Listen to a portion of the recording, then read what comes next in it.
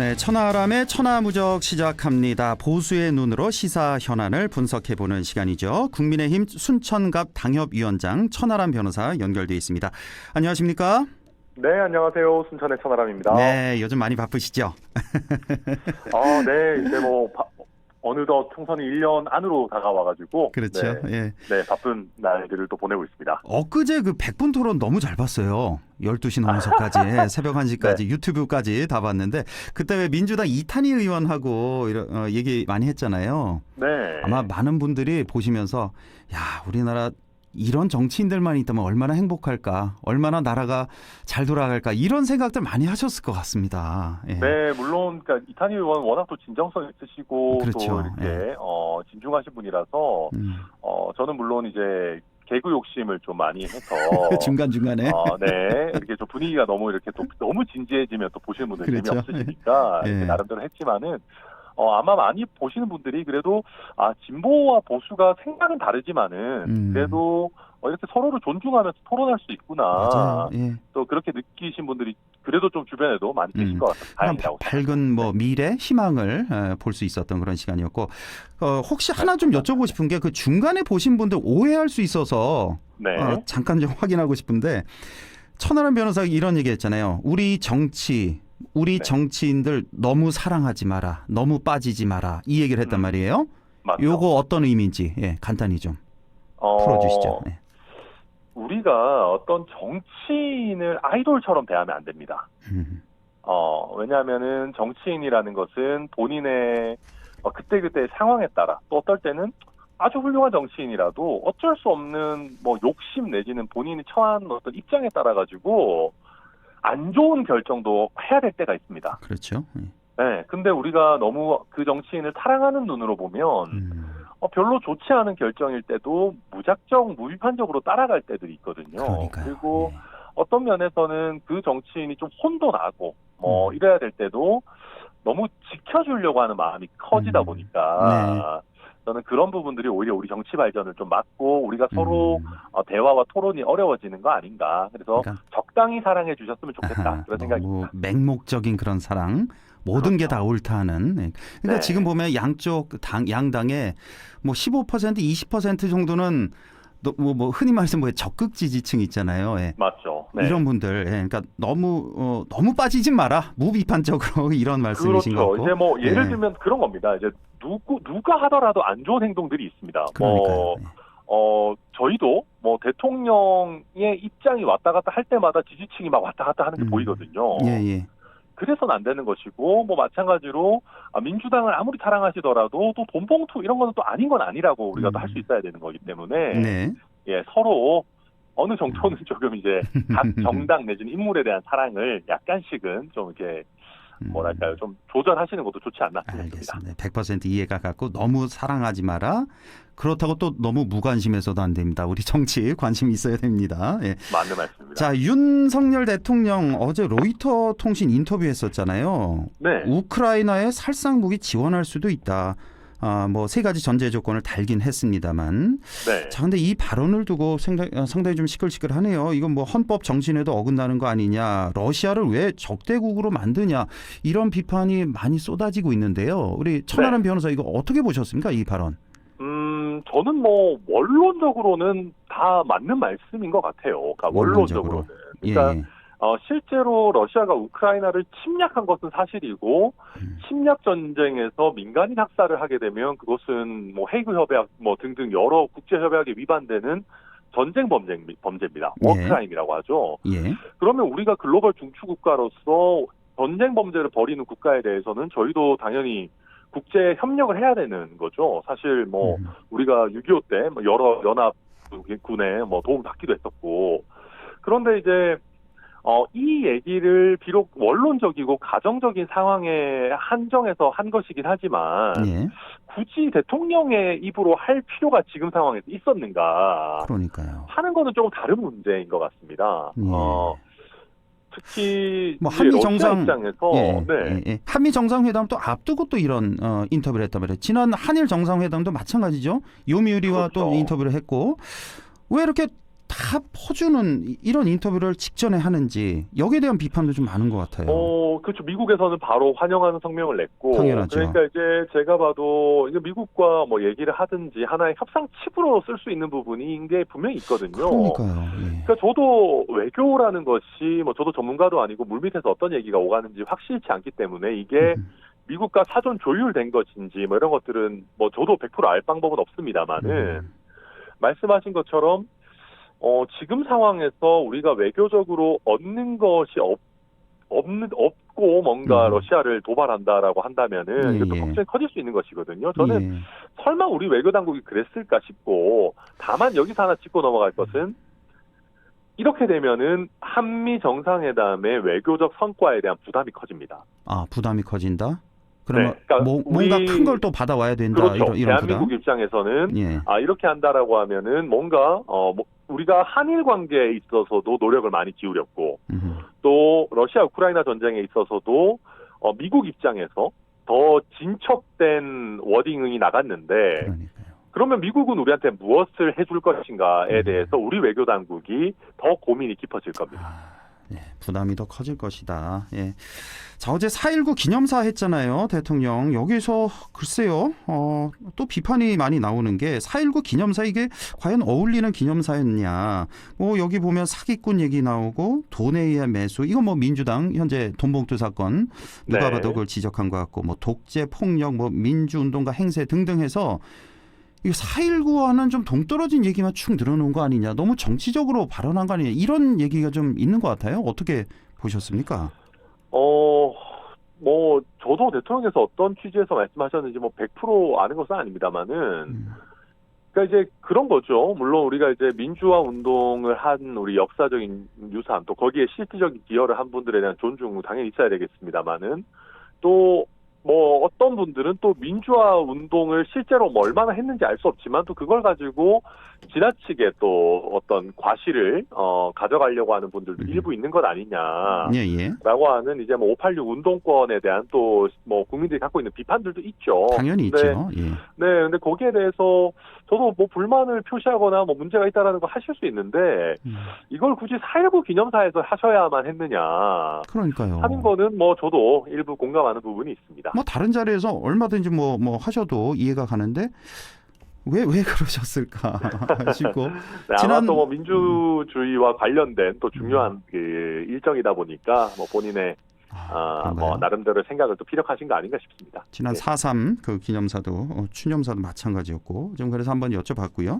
네. 자, 지금부터는 이제 양당 지금 뭐 또 어떻게 이렇게 끊임없이 이슈가 터져 나오는지 모르겠습니다. 우선 국민의힘부터 좀 잠깐 좀 보겠습니다. 태영호, 김재원 두 최고위원의 리스크 점점 커지는데 최근에 또 태영호 최고위원이 뭐 4.3은 뭐 김일성의 지시를 받은 거다. 뭐 김구 선생 김일성에게 이용당한 거다. 지금 남한에선 김구를 너무 과대평가하고 있다 등등 해서 네. 북한에서 받은 이 잘못된 교육, 뭐 역사관 이런 거 있잖아요. 이런 걸 그 국민의힘 최고위원으로서 그 국회의원으로서 이렇게 주장하는 게 이게 괜찮은가? 지금 상당히 좀 비판의 목소리가 많이 나오고 있네요. 그러니까 저는 좀 나눠서 보고 싶습니다. 일단 첫째로는 우리가 과거에 관한 얘기를 너무 많이 하는 것은 여당 최고위원으로서 저는 별로 좋지 않다고 생각합니다. 그러니까 현재 우리의 여러 국민들의 어려움이나 우리 국가의 미래 비전 얘기를 더 해야 된다라고 원론적으로 생각하고요. 다만 제주 4.3에 대한 발언과 김구 선생에 대한 발언 좀 나눠봐야 된다 생각하는 게 제주 4.3에 대한 발언은 이거는 그냥 검증이나 토론이 불가능한 음모론 같은 거예요. 그러니까 김일성의 지령을 받았다. 이거는 뭐 북한에서 내가 이렇게 배웠는데라고 하면 토론이 안 되잖아요. 그렇죠. 그런데 저도 뭐 김구 선생과 김일성의 관계 잘 모르지만 또 뭐 이런 어떤 이번에 그 김구 선생님에 대해서 발언한 거에 대해서는 또 나름대로 그 어떤 역사적인 관점에서 갑론을박이 있더라고요. 저는 그래서 뭐 이런 뭐 어떤 역사적인 다양한 어떤 맥락이나 해석에 관한 얘기는 할 수 있다라고 보고 그렇지만은 이제 제가 서두에 말씀드렸듯이 여당 최고위원이 사실 역사학자는 아니잖아요. 그렇죠. 예, 그래서 여당 최고위원이 이거를 이렇게까지 이슈화 시킬 만한 일인가. 저는 그런 면에서는 사실 조금 답답한 면이 있습니다. 그러니까요. 뭐 우리 국민 뭐 얼마나 많은 분들이 동의를 할까 뭐 싶더라고요. 지금 네네. 발언하는 내용들 보면. 자, 김재원 최고위원은 이거 어떻게 보고 계십니까? 지금 뭐 자진 사퇴해야 된다는 그런 말까지 나오고 있고 대통령실 의중 담긴 거 아니냐 이런 얘기까지 나오고 있는데 뭐 징계 뭐 어떻게 생각하십니까? 저는 자진 사퇴해야 된다고 진즉부터 주장을 하고 있었는데 예. 제가 자진 사퇴해야 된다 생각하는 이유는 발언을 가지고 징계하는 선례는 저는 굉장히 안 좋다고 보거든요. 발언 자체만으로 징계는 네, 정치적인 발언을 가지고 정치인을 징계하는 것은 항상 악용될 수가 있습니다. 아하. 그런 선례가 쌓이게 되면은 예. 반대파를 억압하는 수단으로 쓸 수도 있는 것이고요. 그래서 저는 이런 어떤 무리를 일으키면 징계를 받기보다는 차라리 자진 사퇴하는 것이 옳고, 그리고 당대표 입장에서도 징계보다는 자진 사퇴를 유도해내는 것이 오히려 리더십 아니냐라는 저는 입장입니다. 예. 그런데 지금 보면은 이것도 타이밍을 좀 놓치는 것 같아요. 아, 너무 늦었어요. 그러니까 어떤 의미에서는 그냥 징계 받을 것 같으니까 이제 사퇴하는 모양새로 가거든요. 예. 그래서 지금은 자진 사퇴의 진정성을 확보하려면은 하루라도 빨리 해야 되는데 김재원 최고위원은 별로 그럴 생각이 없어 보입니다. 그렇군요. 오늘도 뭐 제주도 가서 뭐 사과하고 그랬다고 하는데, 네. 아, 글쎄요. 뭐 자진 사퇴만으로 이거 다 될까 싶기도 하네요. 다른 시각으로 보면 뭐 징계해야 되는 거 아니냐. 제주도민들 너무 화나게 했다. 뭐 그런 얘기도 있고, 뭐 5.18 얘기도 마찬가지고. 네, 어쨌든 뭐 저도 그래서 이제 저는 뭐 발언으로 징계하는 거 기본적으로 좋아하지 않습니다만은. 사실은 이미 선례들이 이상한 것들이 쌓여 있어요. 뭐 이준석 대표한테 양두구육으로 징계하고 이런 것들이 있기 때문에 네. 형평성 문제에서 만약에 징계를 한다라고 한다면은 1년 이상으로 해야 된다. 총선 때문에. 네, 왜냐하면은 뭐 여기서 6개월 징계하고 이거는 그냥 다시 총선 나올 수 있다라는 의미거든요. 네. 그래서 할 거라면 1년 이상으로 해야 되는 것이 맞고, 네. 저는 솔직히 얘기하면 사퇴하고 다음번에 공천 안 주고 이렇게 정리하는 것이 제일 맞다고 그 정도로. 생각합니다. 네. 자, 민주당 얘기 안 할 수가 없습니다. 돈봉투 의혹. 네. 정말 많은 국민들이 실망을 하셨을 것 같습니다. 예. 그렇죠. 자, 바로 얼마 전까지 전당대회 뛰셨어요. 대표 네. 선거에.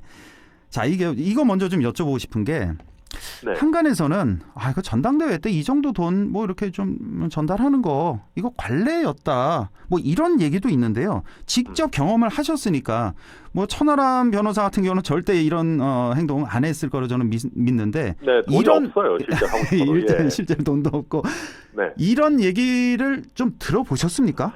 네, 저희도 예전에는 들었습니다. 그러니까 들었고 실제로 있었을 겁니다.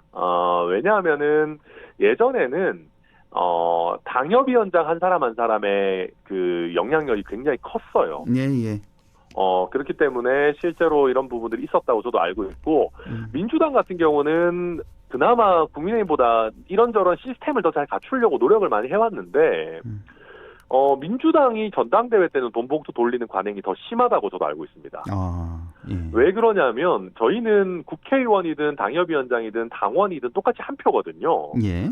근데 거기는 대의원이라고 해가지고 국회의원이 지명할 수 있는 사람들이 있는데 예. 그 사람들 한 표가 일반 당원 70표인가 그 정도 돼요. 70표인가요? 뭐 30몇 표라는 얘기도 듣고 뭐, 네, 뭐 정확하지는 않습니다. 투표율에 따라서 좀 왔다 갔다 하는데 예. 왜냐하면 그 대의원들은 다 투표를 하니까 예. 사실상 표의 가치가 굉장히 높다라고 평가를 받는데 아하. 그렇게 되니까 이제 그런 유혹이 훨씬 더 세고 실제로 뭐 꼭 송영길 대표뿐만 아니라 그 이전에도 계속 있었던 거 아니냐라는 얘기는 좀 많이 나오는 편입니다. 민주당 쪽이. 그렇군요. 네. 예. 네. 이거 이거 정말 뿌리 뽑아야 됩니다. 뭐 어떤 뭐 징계, 뭐 어떤 처벌을 해서라도 완전히 이번 기회에 좀 뿌리 뽑았으면 좋겠는데. 자, 송영길 전 대표 지금 안 들어오고 있잖아요. 뭐 이번 주 토요일에 뭐 프랑스에서 기자회견을 한다고 하는데. 글쎄요, 이거 뭐 당 안에서도 마찬가지고 밖에서도 마찬가지고 당장 들어와서 해명해야 된다 이런 목소리가 많네요. 그러니까 이게 지금 배가 불러서 그런 겁니다. 아하. 배가 불렀다. 무슨 얘기냐면은 제가 항상 국민의힘 보면서 아직 국민의힘도 배가 불렀다라고 하는데 이게 만약에 보십시오. 민주당 지지율이 국민의힘보다 뒤처지고 있는 상황에서 지금 총선 1년 남았다라고 했으면은 더 난리가 났을 겁니다. 네. 그리고 이게 사실은요, 민주당이 이게 지금 대통령 지지율 낮고 국민의힘 지지율 떨어지니까 지금 안심하고 있어서 그렇지, 민주당이 도덕적인 우위를 상실한다라는 거는 이거 생각보다 굉장히 큰 문제입니다. 그럼요. 예. 근데 지금 거의 얼마 안 남은 것 같은데, 제 생각에 도덕적 우위 거의 다 상실했다고 보는데, 여기에 지금 거의 무슨 활용점점식으로 본인들의 당대표를 뽑는 절차에 도덕적인 우위는 물론이고 정당성까지 완전히 상실시키는 큰 일이 터졌는데 위기감이 없어요. 뭐 대통령이 또 헛발질 하시겠지, 뭐 국민의힘이 또 자기들끼리 뭐 헛소리 해가지고 지지율 깎아먹겠지, 이러고 있는 상황이거든요.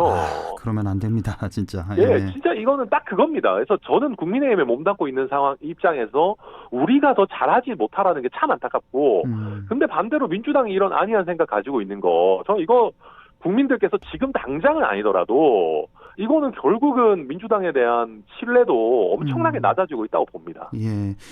지금 뭐 녹취록이 하루가 멀다 하고 나오고 있는데, 일단은 뭐 수사를 해봐야 알겠지만 송 전 대표는 연루가 된 걸로 현재로서는 뭐 보여지는데요. 녹취록만 보자면 일단 너무 많이 등장하고. 예, 뭐 송 전 대표는 그렇다 치고 이게 지금 이재명 대표에게까지도 파장이 미칠 사안일까? 이거 어떻게 보십니까? 뭐 간접적인 파장은 있을 겁니다. 첫째로 송영길 대표랑 이재명 대표가 가깝죠. 네, 게다가 민주당의 대선 경선 당시에도 이재명 대표에게 좀 우호적으로 하는 거 아니냐라는 얘기가 좀 있기도 했고, 근데 그런 것들은 좀 부차적인 것이고요. 네. 제가 말씀드리고자 하는 건 이겁니다. 민주당에서 돈을 돌리는구나라고 하는 인식 자체가 이재명 대표에게 안 좋습니다. 그렇죠. 예. 네, 이재명 대표 측근들도 뭐 그 대통령 경선 때 돈을 돌렸느니 안 돌렸느니 뭐 의혹이 있고 이게 아직 밝혀진 건 아닙니다만 그런 부분들이 있지 않았습니까? 예. 그렇다면 많은 국민들께서 저런 문화가 있다면은 이재명 대표도 과연 그러면 돈을 하나도 정치자금 안 썼을까? 내지는 이재명 대표 본인이 모른다 하더라도 측근들이 그런 작업을 하지 않았을까라는 의구심을 더 가지실 수 있는 거거든요. 그래서 이거 민주당 입장에서 생각보다 꽤 큰 문제인데 뭐 저희가 좀 엉망이라서 그렇지만은 이거 원래 저희 같으면은 이거 막 당명 바꾸고 난리 쳐야 되는 이슈거든요. 그렇죠. 근데 뭐 생각보다 좀 이상하게 뭐 조용한 것 같긴 합니다. 실제로 국민의힘 그 2008년인가요? 그때도 당명 바꾸고 뭐 그렇게 했잖아요. 박희태 선박 당사하고 뭐 대표. 당사 팔아가지고 뭐 헌납하고 그랬어요. 그때가 바로 그 이 사안이었죠. 예. 네, 맞습니다. 자, 김종인, 금태섭, 이상민 등이 가졌던 제3세력 토론회. 이거 아마 우리 천하람 변호사도 관심 있게 좀 보셨을 것 같은데, 지금 우리 국민들 양당 정치에 염증을 느낀 분들 정말 많으시고, 그래서 또 더 관심이 갔을 텐데, 이 건강한 중도 3당, 제3당을 기다리는 분들이 상당히 많습니다. 이른바 민주당의 조금 박해, 국민의힘의 유리천장 같은 분들, 뭐 이준석, 유승민, 뭐 천하람 등등, 이런 분들이 좀 모여서 비교적 건강한 중도, 상식적인 이런 분들이 좀 모여서 제3당 만드는 거, 이거 어떻게 생각하시고 우리 천 변호사 함께할 생각이 있으신지 꼭 좀 여쭤보고 싶네요. 네. 일단은 지금 제3당이 나올 만한 정치적인 에너지가 있는 건 맞습니다. 양당에 대해서 국민들의 어떤 그 실망감이 많이 쌓여 있고, 또 기존의 어떤 중도 정치를 표방하던 안철수 국민의당 예전 대표도 국민의힘에 와 있는 상황이기 때문에 공간이 있는 것은 맞는데, 이게 그 수많은 사람들의 마음을 이게 뭔가 하나로 모아내는 작업이라는 것이 저는 결국 간단치 않다고 보고, 또 각자의 정치적인 지향점이 굉장히 차이들이 있어요. 그래서 저도 지금 현재로서는 뭐 제3당 이런 거 얘기하기가, 그리고 저도 참여할 생각이 없는 것이, 제가 며칠 전까지 국민의힘의 당대표가 되겠다고 했던 사람인데 뭐 갑자기 무슨 제3당 가겠다, 뭐 말이 안 되는 얘기거든요. 그래서 현재로서는 저는 그런 생각 전혀 없고, 다만 이런 움직임 자체는 저도 예의주시해서 보고 있습니다. 알겠습니다. 자, 지금까지 국민의힘 천하람 변호사와 함께했습니다. 고맙습니다. 네, 감사합니다. 네, 라디오 오늘 잠시 후 2부에서 뵙겠습니다.